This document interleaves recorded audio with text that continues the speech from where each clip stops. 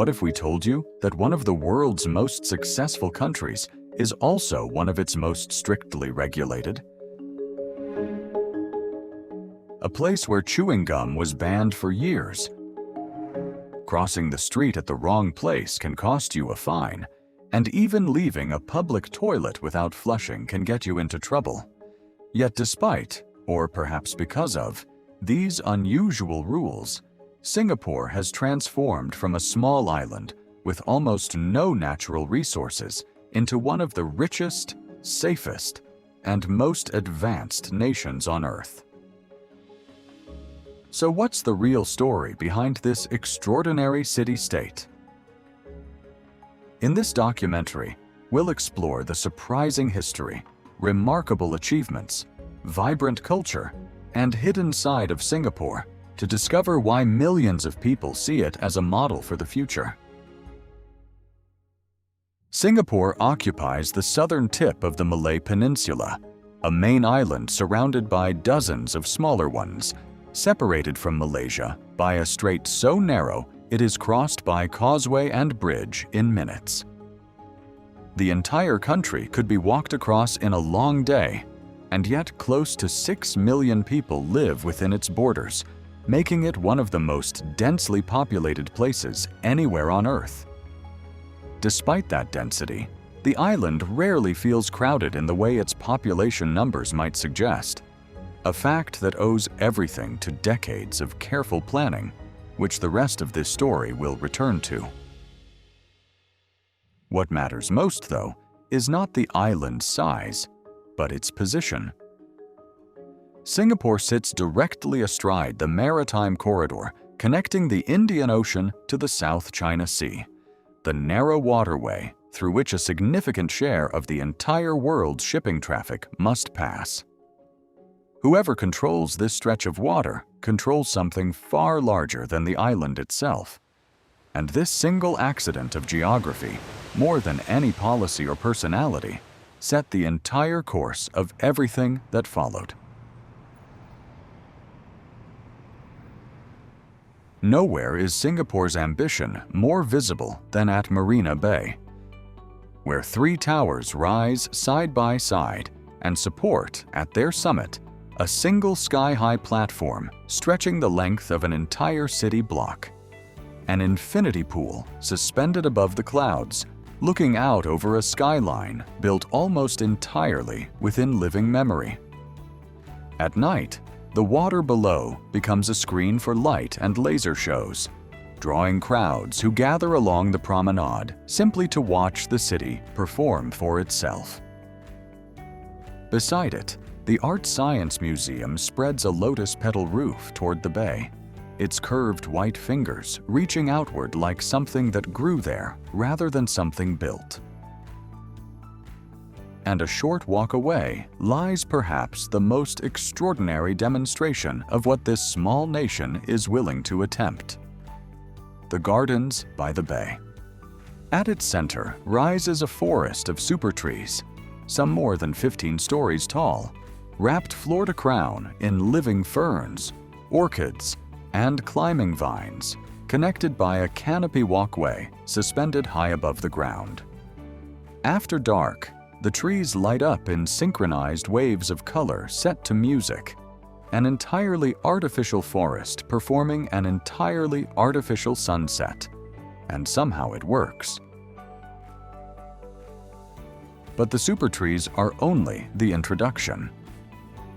Beneath 2 enormous glass domes, visible from across the bay, Singapore has built 2 climates that have no business existing on a tropical island just north of the equator. The first, the Flower Dome, recreates the cool, dry air of a Mediterranean spring. Olive groves, baobab trees, and fields of seasonal blooms rotated throughout the year, kept at a temperature that would otherwise require flying halfway around the world to feel. It is, by some measures, the largest glass greenhouse on Earth, and stepping inside from Singapore's thick, humid heat feels almost like passing through a door into a different country entirely. The second dome, The cloud forest does the opposite. It manufactures the cool mist of a mountain rainforest a kilometer or two above sea level, an ecosystem Singapore's own climate could never naturally support. At its heart stands a mountain nearly 35 meters high, wrapped in ferns, orchids, and pitcher plants, laced with walkways that spiral upward through the mist toward the summit. Water tumbles down its face in the world's tallest indoor waterfall, filling the dome with a constant, cooling roar. Near the top, the walkway opens onto a lookout that reveals the mountain's true nature. It is hollow, built entirely to house the climate systems that make the illusion possible, a piece of engineering as impressive as the garden it sustains. None of this is incidental decoration. It is deliberate, almost obsessive design. Singapore's leaders understood early that a small island with no natural wonders of its own would need to manufacture its own reasons for the world to look at it. And so mathematics, engineering, and horticulture were fused into a single, unmistakable statement, repeated across the skyline. This city intends to be seen, and it intends to be remembered. Long before any of this existed, the island was little more than a minor trading outpost along a coastline crossed for centuries by Malay, Chinese, and Indian merchants. Its modern story begins in 1819 when Stamford Raffles, an officer of the British East India Company, recognized the same geographic advantage that still defines Singapore today: a deep, sheltered harbor sitting exactly where east-west trade routes converge. Under British administration, the port grew rapidly, drawing waves of migrants from across Asia, and the multicultural character the city still wears today took shape within those first decades. The 20th century tested the island severely. It fell to Japanese forces during the Second World War, an occupation still remembered as one of the darkest chapters in its history. Afterward, Singapore moved toward self-governance, briefly joining the newly formed Malaysia in 1963, a union that collapsed within 2 years over political tension. In 1965, Singapore became independent, not entirely by choice, but by necessity, suddenly on its own with no resources, no sizable domestic market, and little outside confidence in its future. It was in this uncertainty that Lee Kuan Yew, the country's founding prime minister, set the course that would define Singapore for decades to come. Strict governance, heavy investment in education and infrastructure, zero tolerance for corruption, and an unflinching drive to make the country indispensable to global trade and capital. What followed has often been called an economic miracle, though miracle understates just how deliberately engineered the whole project actually was. Here is a number worth sitting with. In 1965, Singapore's income per person was lower than Mexico's. Today, it outranks the United States. No oil was discovered in between. No gold mine, no diamond field, no stroke of natural luck. Just one small island deciding, deliberately, to outplan everyone else. The strategy was almost stubbornly simple. With no resources to export, Singapore exported trust instead. Political stability, a corruption-free legal system, and a port so efficient that shipping companies built their entire regional operations around it. Foreign capital poured in not because Singapore offered cheap labor, but because it offered certainty, something increasingly rare and increasingly valuable in a volatile region. Its harbor grew into one of the busiest on Earth. Its currency became one of the most trusted in Asia. Its banking sector expanded until this city of 6 million stood shoulder to shoulder with financial capitals 10 times its size. The result is a small nation that behaves economically like a much larger one. Proof that geography plus discipline can outperform geography plus resources almost every time. Walk through the city, and its layered history is written into every neighborhood. Incense drifting from Chinatown's temple doorways, the color and spice of Little India, the golden dome of the Sultan Mosque anchoring the old Malay quarter of Kampong Glam. These are not reconstructions for tourists. They are living streets where Chinese, Malay, Indian, and dozens of smaller communities share a single small island, speak overlapping languages, and celebrate each other's festivals as their own. One of the more genuine examples of multicultural coexistence found anywhere in the world. That same spirit reaches its most delicious form at the hawker centers, where family-run stalls serve chili crab, Hainanese chicken rice, and laksa for only a few dollars a plate, some of them, remarkably, holding Michelin recognition, proof that in Singapore, even street food is taken as seriously as everything else. Most airports are places people try to leave as quickly as possible. Changi is the one people fly in early just to see. Inside its terminals, a rooftop swimming pool, a butterfly garden, a movie theater, and at its center, Jewel, a glass dome holding the tallest indoor waterfall on Earth, 40 meters of water crashing down through a spiral of rainforest greenery. It has been named the world's best airport more times than almost any other, not by accident, but because Singapore treats even the space between flights as another chance to make an impression. Just a cable car ride from the financial district sits an entire island built for escape. Sentosa trades skyscrapers for beaches, resorts, and rainforest boardwalks, home to a Universal Studios park, a marine life aquarium, and stretches of sand facing the South China Sea. Once a British military outpost, it has been transformed into Singapore's playground, proof that even leisure, here, comes carefully designed. For all its density and its relentless skyline, Singapore has committed itself just as seriously and just as deliberately to green space.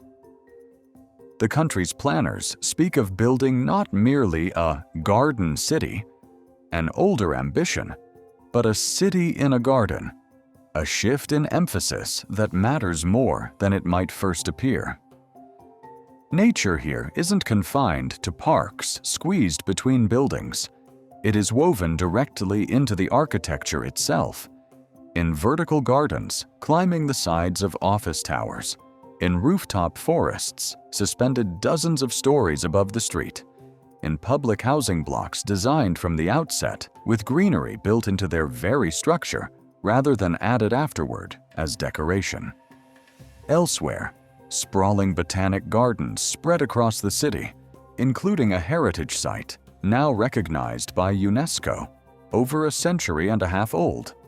Its orchid collection considered among the finest anywhere. None of this is simply aesthetic. In a country this crowded, green space is treated as essential infrastructure, as necessary to the city's function and to its people's well-being, as its roads or its power grid.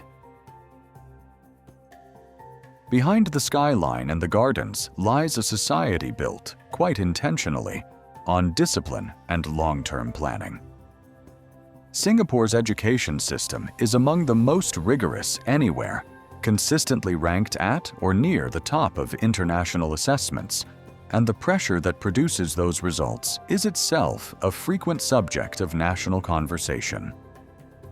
Public housing, developed through a government program that now houses the overwhelming majority of citizens, is often cited internationally as a rare model for affordable, well-planned urban living, its towers deliberately mixed by ethnicity and income to keep the city's neighborhoods integrated rather than divided. Public transport is clean, efficient, and extensive enough that owning a car is treated less as a necessity than as a luxury. One made deliberately, punishingly expensive through policy, specifically to keep the roads from following the congestion patterns seen in so many of the region's other major cities. None of this happened by accident. It is the product of a governing philosophy that prizes order, planning, and measurable results, sometimes at the cost of freedoms taken for granted elsewhere. A trade-off that remains, to this day, a genuine and ongoing subject of debate both inside the country and among those who study it from outside. Singapore's leaders have never treated the country's success as finished business, and the pace of change shows little sign of slowing. The government's Smart Nation initiative pushes the country toward the very frontier of urban technology.